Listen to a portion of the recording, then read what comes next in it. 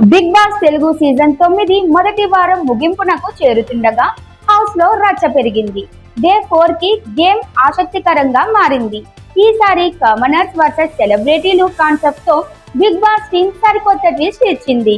5గురు సామాన్యులకు ఓనర్లుగా 9 మంది సెలబ్రిటీలను టెన్షన్స్ గా చూపిస్తూ గేమ్ ను క్లాసికల్ వర్సెస్ మాస్ స్టైల్లో నడిపిస్తున్నారు.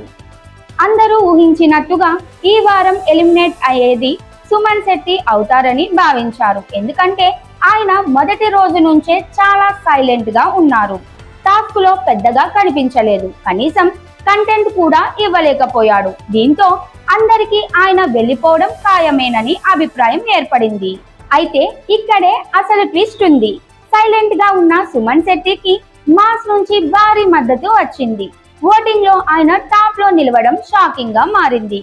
ఆయనను అభిమానులు పెద్ద ఎత్తున సపోర్ట్ చేస్తున్నారు. అదే విధంగా serial beauty Tanuja Goud, handsome contestant Emmanuel కు కూడా బలమైన ఓటింగ్ వస్తుంది. వీరిద్దరూ కూడా సేఫ్ జోన్ లో ఉన్నారు.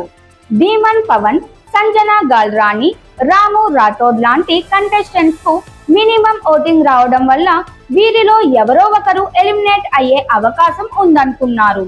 కానీ ప్రస్తుతం ఓటింగ్ గణాంకాల ప్రకారం వీరికి మెజారిటీ సపోర్ట్ ఉంది. కానీ అసలైన షాక్ ఏమిటంటే రీతు చౌదరి, ఫ్లోరా షైనీ, సృష్టి వర్మకు ఓటింగ్ తక్కువగా పడుతోంది. మొదట రీతు పేరు వినిపించిన ఇప్పుడు ఫ్లోరా మరియు సృష్టిలో ఒకరి హౌస్ కి గుడ్ బై చెప్పే అవకాశాలు కనిపిస్తున్నాయి. మొత్తానికి మొదటి వారం ఎలిమినేషన్ ఊహించిన దానికంటే భిన్నంగా ఉండేలా ఉంది.